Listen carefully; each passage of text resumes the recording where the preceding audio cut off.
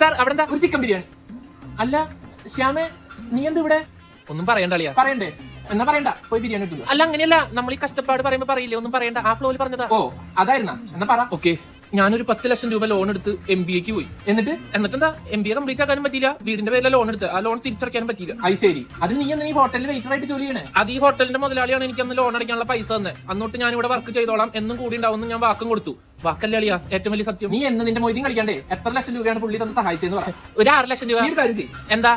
ഈ കാണുന്ന അഡ്രസ്സിൽ പോയിട്ട് ഈ കാർഡ് കൊടുത്തിട്ട് ബി പോസിറ്റീവ് എന്ന് പറയാം. അപ്പൊ അവര് പൈസ തരും. ഓക്കെ, ഈ ബി പോസിറ്റീവ് കോഡ് ഭാഷയാണോ? ആ, നീ പോയി പൈസ വാങ്ങിക്കടാ, ഞാൻ വിളിച്ചു പറഞ്ഞേക്കാം. അളിയാ എങ്ങനെയാടാ ഞാൻ ഇതിനൊക്കെ നിന്നോട് ഞാൻ നന്ദി പറയാം? എടാ, ഫ്രണ്ട്ഷിപ്പിൽ നന്ദി എന്ന് പറഞ്ഞ വാക്കുണ്ടാ? നീ പോയി ചെന്ന് പൈസ വാങ്ങിച്ചേ. ഓക്കെ, ലീവ് എടുത്തപ്പോ തന്നെ പോവാം. ശ്യാം എന്ന് പേരുള്ള ഒരുത്തം വരും. അവന് 6 ലക്ഷം രൂപ കൊടുത്തേക്ക്. എന്നിട്ട് അവന്റെ ഒരു കിഡ്നി കൊടുത്തേക്ക്. ബി പോസിറ്റീവ് തന്നെയാ. ബാക്കി പൈസ എന്റെ അക്കൗണ്ടിലേക്ക് ഇട്ടായിട്ടോ.